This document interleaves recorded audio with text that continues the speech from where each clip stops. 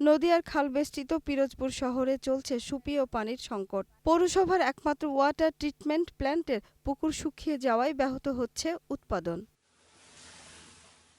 প্রায় 2 লাখ মানুষের জন্য দিনে দুবার 2 ঘন্টা পানি সরবরাহের কথা থাকলেও বাস্তবে 1 ঘন্টাও মিলছে না পানি। কখনো আবার একদিন পর পর দেয়া হচ্ছে পানি। আমরা যা পাই নিয়মিত 1 ঘন্টা দেওয়ার কথা 2 বেলা, বিকালে সকালে, কিন্তু পানি দেয় 5 মিনিট 10 মিনিট দিয়ে বন্ধ করে। পানি তো পাইতে আসি না কোনো জায়গা, কি করতে পারি কোন? আমাকে প্রতি মাসে তো বিলটাই দিতে হয় পানিতে। এখন যদি পানিতে আমরা কষ্ট করি, জীবনই তো পানিতে চলে। পানি সংকটে অনেক ভাড়াটিয়া এলাকা ছাড়তে শুরু করেছেন।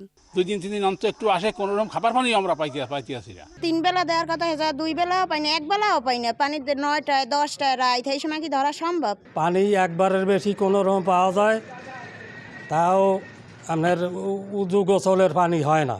পৌরসভার পানি ও পয়ঃনিষ্কাশন বিভাগের সহকারী প্রকৌশলী বললেন, সংকট নিরসনে নতুন উদ্যোগ গ্রহণ করা হয়েছে। তা আমরা অচিরেই আরেকটা নতুন ট্রিটমেন্ট প্ল্যান পাবো আশা রাখি ফ্রান্স সরকারের সহায়তায়। এটা পাইলে পিরোজপুর পৌরবাসী পানির সমস্যার সমাধান করা যাবে।